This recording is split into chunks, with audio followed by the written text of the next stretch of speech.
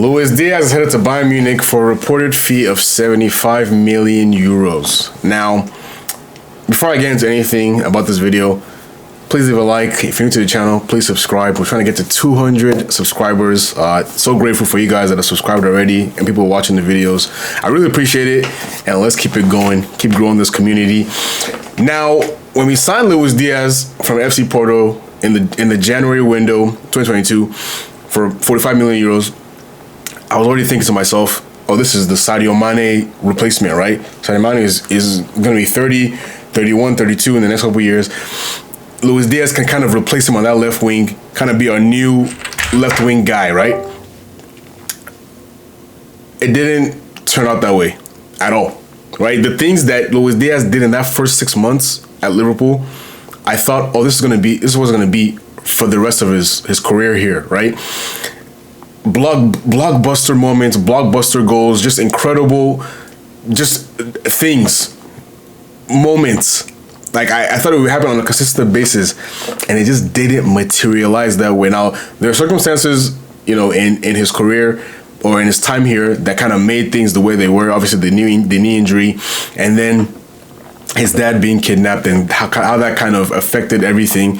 So you're probably looking at a guy that lost maybe a year of his career here at Liverpool just from everything that kind of happened. So I can't hold everything against him, but that first 6 months after he joined Liverpool, when we won the League Cup and we won the FA Cup, and how instrumental he was in both of those competitions, especially the FA Cup in the final.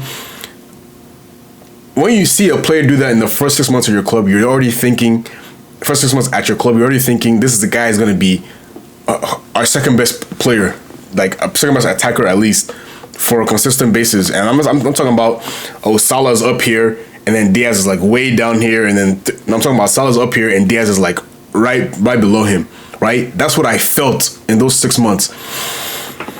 Like I mentioned, the things that happened, it didn't work out the way he wanted to work out. But I can always say that with Luis Diaz, the passion, the commitment, the tenacity, the drive, the aggression, the willingness to take on his defender. I get so sick of seeing wingers that get the ball and they just turn and they pass it back to the fullback or they pass it back to the midfielder.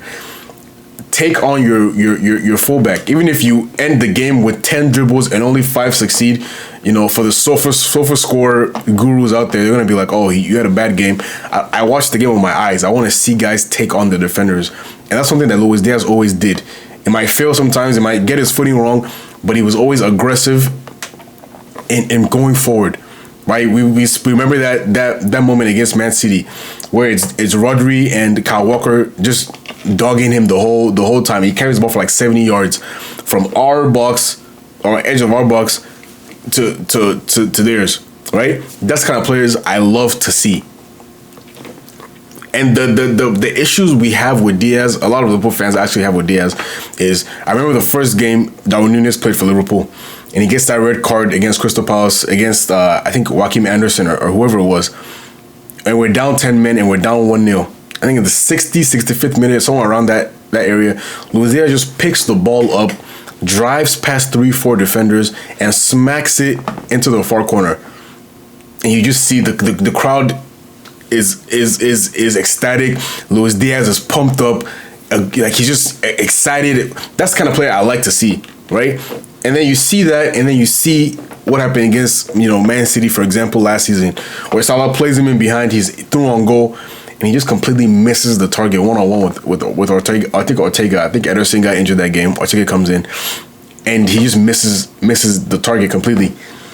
That was Luis Diaz on a game-to-game basis. That Crystal Palace moment came like once every 5 games, but it felt like that Man City moment came every game at some point, every game, every other game.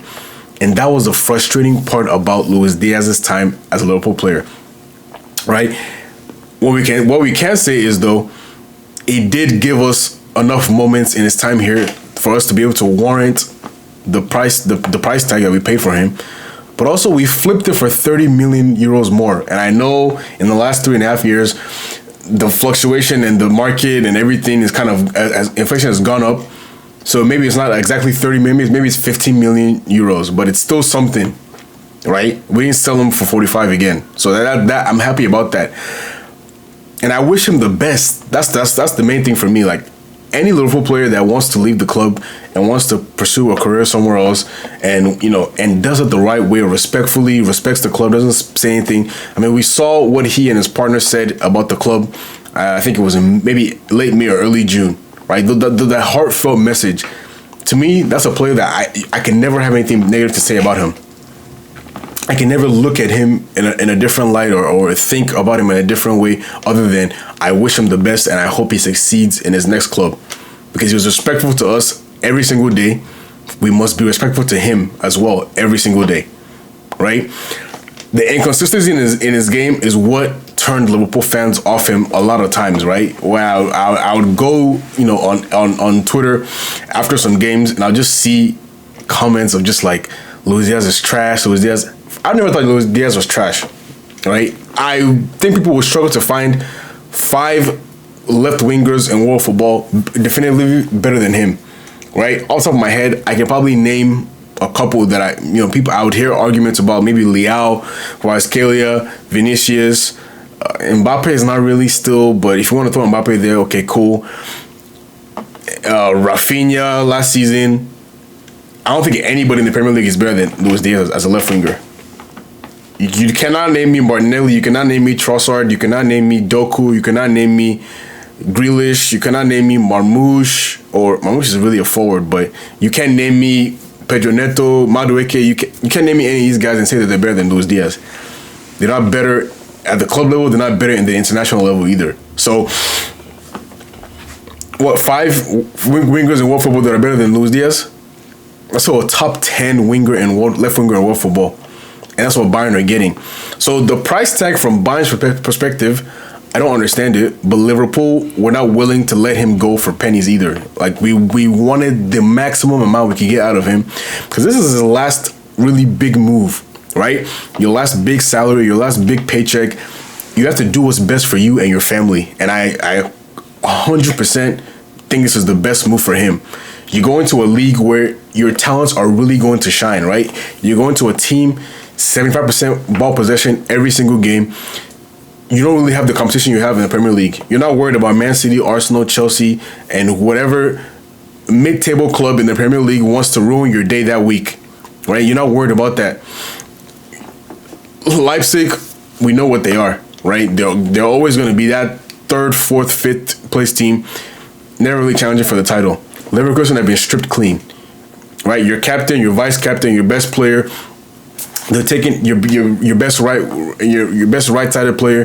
They've taken everything from Leverkusen, right? And now Ten Hag is the coach, so we're not worried about Leverkusen at all. Dortmund are Dortmund every single year. We know what they do. They fly out to deceive, and they do what they do every single year, right? It's not gonna change now, especially with their team progressively getting worse. So you can enjoy the Bundesliga title. You can enjoy maybe going for on the DFB Pokal. Let's see what happens in the Champions League. Obviously, I don't want you to win that. I want Liverpool to win that. But if Liverpool cannot win that, I would like to see at least one of our old players or former players getting to get that trophy, right? Because I want to see all ex-Liverpool players that left on a good note succeed and be happy wherever they are. So it's a great move for him, especially now that he's going to have so much more responsibility. I think he can kind of relish that as well, right? You don't have to, your Kane is going to be there. Olise is going to be there. You're going to have so many chances created for you on a consistent basis, game-to-game basis. A team that's going to be averaging 15, 20 shots every single game. High-quality chances as well, right? Obviously, his game is a little bit more suited to transitioning and kind of open style of play, which you probably will not get that at Bayern because they're going to press teams high basically every single game. But he's still great in tight space. He's still great against a low block because he can dribble. He can use his bursts of pace. Even with that injury, he's still pretty quick off the mark. So he still has a lot of great qualities that he can offer Bayern Munich. This is not a washed player. This is not a finished player. This is a player that can give them 25 to 35 GA over the course of the season, next season. I confidently believe that. Because he gave us 18 in the Premier League. And we had questions about his productivity. He still gave us those good numbers, so he can definitely do that in a weaker league. And I say that with all due respect. I watch Bundesliga every single week. the games come on right before the Premier League games. So I watch, 15, 30 minutes of their games. And then, after the halftime of Premier League games, I watch the Bundesliga games again, and I go back to. So I have them on different screens. I have 3 screens, and I watch one Bundesliga game, probably a Bayern game, a Leverkusen game, or a Dortmund game, whatever. And then I watch, whatever Premier League kind of big games are happening at the same time. So I watch Bundesliga. It's not a disrespect to the league, but we know it's not as good as La Liga, for example. So it's definitely not as good as the Premier League. But he will succeed, and I want him to succeed. What do you guys think he will be his kind of... Do you think he's going to be primarily a left winger? Do you think he's going to fill in that 10 position sometimes? Because we saw at Liverpool, he can play in a central area. He has, the vision. He has the creativity. He can still do things in the middle of the park or higher up in the middle of the park. Kane can drop deep as he likes to do a lot. Maybe Diaz will go in behind. And then you can still play Coman or Gnabry or whoever on the left side and kind of just have different options. Play a different kind of style of play. So I'm trying to see how they kind of set up, but I do think he will excel in Bayern Munich, and hopefully those inconsistencies that we saw at Liverpool. Maybe I don't know what it was. Maybe it's what was going on with him personally. What the expectations were, kind of, because there's so much pressure in the Premier League to win every single game, to succeed and excel in every single game. You're worried about. I don't know if Arsenal is going to do something, if Man City is going to catch you, if this, you're worried about a lot of things, right? I don't think Bayern has that same level of concern in the Bundesliga, so maybe it can be a little bit more smooth sailing. And when I say that, I don't mean like they don't have expectations. They're expected to win the league every single season, but I think Bayern also understands that they're much better than every team every single season. So they don't have to kind of stress about results as much. Like, the results will come on a consistent basis because of just how good of a team they have. So this is a great move for him going into the World Cup. You play in a great team, a balanced team, one of the better teams, the best team in the league, where you can kind of play in every competition, win every competition, maybe outside of the Champions League, and then rev up going up into the World Cup. Right, so this is a great move for him. It's a great fit for Bayern. I'm not gonna talk about the fee. It is what it is. The market is what it is. But now for Liverpool, where do we go now? Right, I can think he's already in. Isak, this is kind of to facilitate the Isak move. Darwin Núñez will leave soon. Chiesa will leave soon. That will kind of create all the funds we need for the Isak move. And then who knows? Maybe Fofana, Malik Fofana from Lyon, or Antonio Nusa from Leipzig will now come in, and then we can round it all up by buying a center back and kind of have an A++ window. So we'll see kind of how the next month progresses, but I'm excited about the way Liverpool's team is turning out. I'm excited for Luis Diaz to kind of get this upgrade for him in terms of going to a team with a better chance to win trophies, and also getting a better paycheck for himself and his family, being able to take care of his family a little bit better. So I'm happy for him. I think this is a kind of deal where everybody can shake hands and everybody's happy with how the deal kind of plays out. So Liverpool fans, what do you think about Luis Diaz's time here?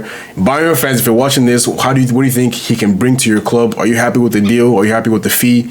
Do you think this is an upgrade on the likes of Coman, Muller, Gnabry, Sané?